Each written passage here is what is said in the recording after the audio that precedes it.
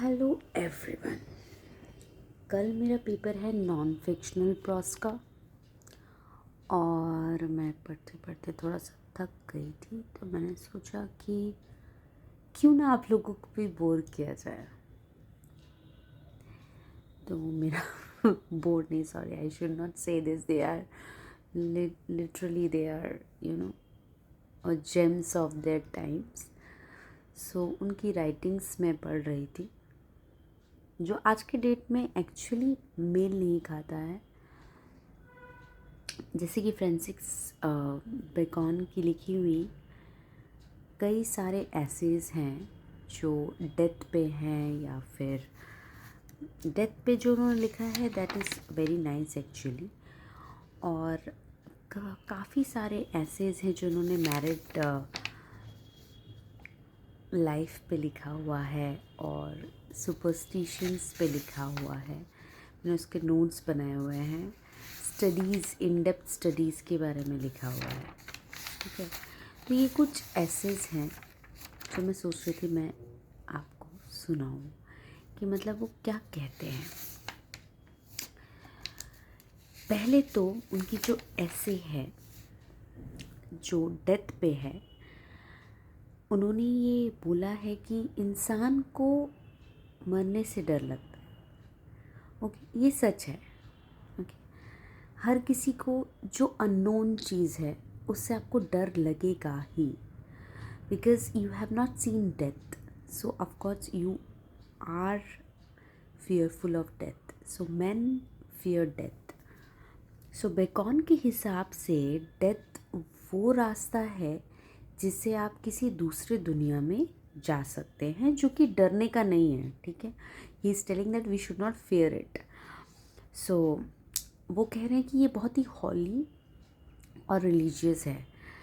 तो डेथ के बाद का जो सफ़र है आपका वो बहुत ही होली और रिलीजियस होने वाला है, उसको आपको डरने का नहीं है। ठीक है, तो उन्होंने मतलब ये बोला है कि जनरली इसको डरावना बना दिया जाता है क्योंकि लोग उसको इस तरह से मतलब दिखाते हैं कि दोस्त लोग रो रहे हैं और पता नहीं कुछ अजीब सा हो गया है। ठीक है, और अजीब सी फेसेस दिखाई जाती हैं, जिससे लोगों को लगता है कि मरना जो है कि बहुत ही ख़तरनाक होने वाला है, मरने के बाद पता नहीं क्या होगा। ठीक है, तो लोग वैसे ही डर जाते हैं और लोगों को लगता है कि डेथ इज़ टेरेबल। लेकिन एक इंसान को मरना तो है ही। देखिए, डेथ जो है वो it's a very important and crucial part, just like life. Okay, जैसे आप जन्म लेते हैं आपको मरना ही है, तो that is inevitable. You can not just आप उसको स्किप नहीं कर सकते हैं अपने लाइफ से। आप जितने ही वैलोरस हैं या जितने ही ब्रेव हैं या जितने ही मिजरेबल हैं, फिर भी आपको मरना तो है ही। फॉर इंस्टेंस आपने देखा होगा जो शेक्सपियर के सीज़र के बारे में जो हमने पढ़ा था, सीज़र इतनी ज़्यादा मतलब he was a brave person, but even then he has to die. उनके ही दोस्तों ने उनके लिए मतलब इतनी सारी कॉन्स्पिरसीज की थी and he had to die. Okay, so with commendation.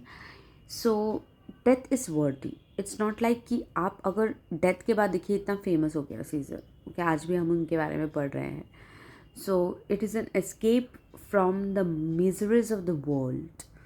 Okay, so Bacon ये कहना चाहते हैं इस ऐसे के थ्रू जो उन्होंने डेथ पे लिखी है कि डेथ एक्चुअली आपको फेमस बनाता है। Okay, he can open the it can open the gates to the fame, good fame, but then आपके कर्म भी अच्छे होने चाहिए। आपके कर्म अच्छे नहीं होंगे तो आपको वैसे भी कोई याद नहीं रखने वाला है।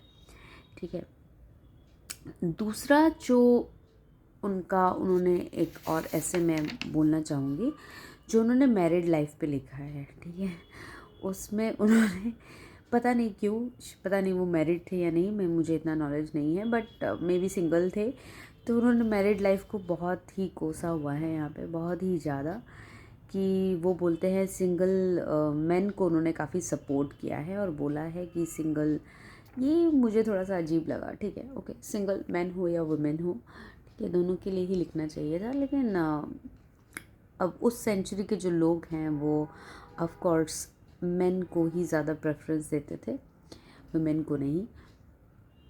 तो उन्होंने ये लिखा कि मेन जिनकी वाइफ होती हैं या बच्चे होते हैं, ठीक है, they are very impudent to both great courses and little consequential is slave of fortune. एक तो किस्मत के मारे होते हैं, ठीक है, ये उन्होंने बोला है।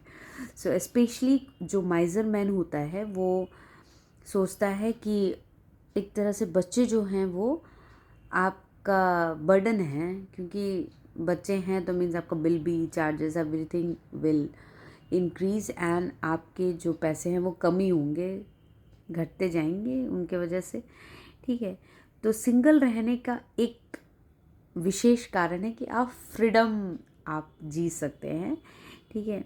जब आपके बच्चे होते हैं या वाइफ होती है, आपको अक्सर अपने आप को बिज़ी रखना होता है, आप हमेशा मतलब उनके पीछे कुछ ना कुछ आपको करना है, करते रहना है। लेकिन अगर बच्चे नहीं हैं या फिर आप वाइफ नहीं हैं तो आप फ्री हैं, ओके। ये बात मुझे भी अच्छी लगी, क्योंकि ये मेन के लिए नहीं है सिर्फ, ये वुमेन के लिए भी है, okay. So you can be like free. तो सिंगल लाइफ के काफ़ी सारे एस्पेक्ट्स हैं जो उन्होंने ऐसे दर्शाया है, जो कि बहुत ही अच्छा है। जैसे अनमेरिड मेन जो होते हैं वो अच्छे बेस्ट फ्रेंड्स भी हो सकते हैं, अच्छे मास्टर्स भी हो सकते हैं और अच्छे सर्वेंट्स भी हो सकते हैं, बिकॉज उनको पीछे का तो कुछ है नहीं। हम बंगाली में बोलते हैं पीछूटान, ठीक है, वो नहीं होता है उनको। तो so they can be free and they can give their 100% to everything, okay. Single life एक इस मतलब एक आदमी को बहुत ही इंडिफरेंट बना देता है, ये उन्होंने एक्चुअली अगेंस्ट पे बोला है। सुपरफिशियल करप्ट भी हो जाते हैं कभी कभार, ठीक है, क्योंकि मतलब उनको किसी की पड़ी तो होती नहीं है, ठीक है। मैरिज जो है एक आदमी को रिस्पॉन्सिबल बनाता है, यहाँ पे फॉर्म में भी उन्होंने बोला है, ठीक है, एक रिस्पॉन्सिबल बनाता है। जितना आप रिस्पॉन्सिबल होते हैं, आप टेंडर होते हैं, बच्चों के बारे में सोच रहे हैं या अपनी वाइफ के बारे में सोच रहे हैं, तो आप थोड़े से सॉफ्ट हो जाएंगे, एंथुसियास्टिक हो जाएंगे, वार्म हार्टेड हो जाएंगे, ठीक है। वाइज आर यंग मेंस, और यहाँ पे उन्होंने बोला है कि शादी के हर चीज़ बुरी नहीं होती है, शादी में आप जो है वो एंड तक आप निभाते हैं, और मतलब आपके मतलब जो वुमेन होती है वो मिस्ट्रेस हो सकती है, और आपके मिडिल एज में कंपेनियन हो सकती है, ओल्ड मैन नर्सेज होते हैं। यहाँ मुझे बहुत ही मिसोजिनिस्टिक लगा ये चीज़, ठीक है, मतलब ये वाइस वर्सा होना चाहिए, ठीक है, एक दूसरे को आप सपोर्ट कर रहे हैं। So even though a wife marriage a bad husband, ठीक है, मैरिज ये अच्छा उन्होंने बोला है, इसको मैं सपोर्ट करती हूँ, ठीक है। Marriage offers a good chance for husband to correct themselves. तो वाइफ ऑटोमेटिकली इतनी अच्छी होती है और उसके वर्च्यूज़ इतने अच्छे होते हैं कि वो किसी बुरे इंसान को भी अच्छा बना सकती है। तो ये थोड़ा सा अच्छा एक लाइन था जो मुझे उनको उनके मैरिड लाइफ के ऊपर जो उन्होंने लिखा है वो अच्छा लगा। दूसरा ऐसे जो उन्होंने लिखा है वो सुपरस्टिशन के ऊपर लिखा है। हम लोग भी जानते हैं सुपरस्टिशंस के बारे में। तो वो कहते हैं कि पोइट बोलते हैं कि सैटर्न के बारे में बात करते हैं, शनि के बारे में, as one who eats his children. मतलब ऐसा उनके मैथोलॉजी में है कि शनि वो है जो अपने बच्चों को भी खा जाता है, जैसे ही बर्न मतलब बच्चे जन्म लेते हैं और वो खा जाता है। सो ये एक तरह से क्या है कि ये सुपरस्टिशंस हैं। सो अगर हम भगवान पे बिलीव नहीं करते हैं, दैट इज़ एथिज़म, तो वो एक मैन को फील करने के लिए मजबूर कर देता है, leaves a man to feel, to think, and it is a guide to an outward moral virtue. जब हम एथिस्ट होते हैं या we are bounded by God and the rules which he has laid, prophet has laid upon us, so हम एक binding में आ जाते हैं और हम सोचते नहीं हैं, क्योंकि जो लिखा हुआ है हम उसी को फॉलो करते हैं। तो वो बोल रहे हैं कि जब एक बंदा एथिस्ट हो जाता है तो वो लॉजिकल हो सकता है, क्योंकि वो बहुत कुछ सोच सकता है, ठीक है, वो उसके लिए गाइड हो जाता है to an outward moral virtue. Superstitions are impediments in the life of a man to think freely. Okay, so they have created confusion in many states and enrapture all the spheres of the government. The master of superstition is the people. अब लोग ही हैं जो बनाते हैं अपना जो भी है सुपरस्टिशन से। हम लोग देखते ही हैं इतने सारे सुपरस्टिशन। भाई बोला बिल्ली काट गई रास्ता, अबे भाई बिल्ली को घर नहीं आपने छोड़ा है, उसका सारा फॉरेस्ट वगैरह सब कुछ खा चुके हैं, तो कहाँ से बिल्ली रास्ता नहीं काटे भाई, उसका भी रास्ता है आपका जितना है, ठीक है। लेकिन हम सुपरस्टिशंस बनाते हैं। So wise man follow fools.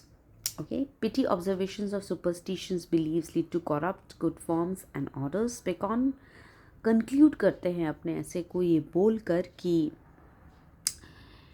Reformation in the minds of people is necessary. लोगों के सोच में बदलाव आना बहुत बहुत ज़रूरी है।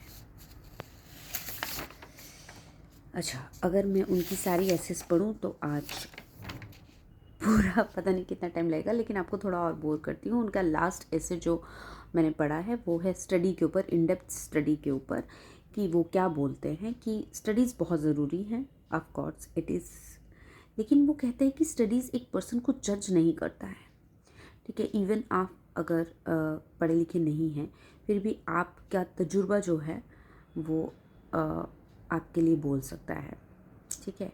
तो बेकॉन का मेन फोकस है उनके ऐसे का, वो एक्सप्लेन करता है अपने रीडर्स को कि स्टडी कितना इम्पॉर्टेंट है, नॉलेज कितना इम्पॉर्टेंट है, क्योंकि आप अगर आपके पास नॉलेज है तो वो आप प्रैक्टिकल एप्लीकेशन में लगा सकते हैं, सोसाइटी के ऊपर लगा सकते हैं, किसी इंडिविजुअल के ऊपर लगा सकते हैं। ये जो पहली एनालिसिस है वो ये है कि जितने भी डिफरेंट इंडिविजुअल्स हैं वो उनका स्टडी करने का तरीका अलग है, ठीक है। कुछ लोग ऐसे ही पसंद के लिए करते हैं, कुछ लोग काम के लिए करते हैं, कुछ लोग ऑर्नामेंट है उनके लिए, ऐसे ही दिखावा है उनके लिए, और कुछ लोग अपनी एबिलिटी की कुछ करना है हमको लाइफ में, ठीक है। तो स्टडीज़ का सपना सबका अपना अपना पर्पस होता है। तो वो ये भी मेंशन करते हैं कि अगर आप स्टडी करते हैं तो उसके वाइसेस भी हैं, ठीक है। आप बहुत टाइम स्टडी करते रहेंगे तो आप एक्चुअली एप्लीकेशन कब करेंगे, ठीक है। So just like study is important, application आप क्या पढ़ रहे हैं उसको अप्लाई करें। आप पढ़े जा रहे आपने PhD कर लिया, ये कर लिया, वो कर लिया, लेकिन आपने उसको कहीं लगाया ही नहीं, तो फिर ऐसे नॉलेज का क्या फ़ायदा जो आप यूज़ में ना ला सके। उनका कहना ये था। ऑल्सो किस तरह से स्टडी इन्फ्लुएंस करती है नेचर की अंडरस्टैंडिंग पे। जब आप कुछ चीज़ पढ़ते हैं तो आप नेचर को भी स्टडी कर पाते हैं, और नेचर ह्यूमन के साथ कभी अलग नहीं हो सकता है, ठीक है। सो उसके बाद ऑथर ये कंसेप्ट रखते हैं कि इंडिविजुअल्स कितने डिफरेंट होते हैं, उनकी मेंटल एबिलिटीज़ अलग होती है, सबकी अलग होती है, सबके इंटरेस्ट अलग होते हैं, ठीक है। कोई साइंस को लेके पढ़ रहा है, कोई लिटरेचर को लेके पढ़ रहा है, हम जज नहीं कर सकते किसी के नॉलेज को, ठीक है। सो क्राफ्टी मैन वो स्टडीज़, अगर पूरे दिन स्टडीज़ में लगा रहेगा तो वो क्राफ्ट क्या करेगा, उसको तो अपना रियल कुछ क्रिएटिव करना है ना, उसको एक निकालना है। So he have to apply his brain, right. So वो एडवाइस ये करते हैं कि स्टडी को अप्लाई करना भी बहुत ज़रूरी है। सो बेकॉन फिर ये भी एक्सप्रेस करते हैं अपनी आइडियाज़ कि to acquire study knowledge books can be categorised and read according to their content and value to the individual. आप जो बुक्स पढ़ते हैं वो आपके हिसाब से होनी चाहिए कि आप क्या गेन करना चाहते हैं, right. The benefits of studying are, Bacon's finally जो वो कंक्लूड करते हैं अपने ऐसे को, तो ये बोलते हैं कि in terms of defining a man by its ability to read, write और कन्फर। बोलते हैं हम हमेशा अक्सर क्या करते हैं, हम लोगों को जज करते हैं कि वो पढ़ पा रहे हैं कि नहीं पढ़ पा रहे हैं, कितना है उनकी नॉलेज कितनी है, बट एक्चुअली अगर आपको देखना है उनकी नॉलेज तो आपको उससे कई ज़्यादा हद तक जाना पड़ेगा। सो ये बहुत ही शॉर्ट में मैंने बोला, उनकी स्टडीज़ अगर आप पढ़ने जाएंगे तो आपका दिमाग ख़राब हो जाएगा। सॉरी, मुझे नहीं बोलना चाहिए ये, लेकिन आपका दिमाग ख़राब नहीं होगा। आपको अगर इंटरेस्ट है तो आप बहुत डिटेल में पढ़ सकते हैं, जैसे मुझे इंटरेस्ट है मैं पढ़ती हूँ, और कल का पेपर है मेरा मुझे पता नहीं कि मैंने कैसा मतलब प्रिपरेशन किया है, बट फिर भी मैंने जस्ट मैं आप लोगों को बताने की कोशिश की है कि उनके एसेस में क्या है। ऐसे ही बहुत सारे ऑथर्स के एसेस मैंने पढ़े हैं, तो मैं जस्ट टेस्ट कर रही थी कि मुझे कितना समझ में आया है। आप बताइएगा आपको कुछ पल्ले पड़ा कि नहीं। Okay, bye bye.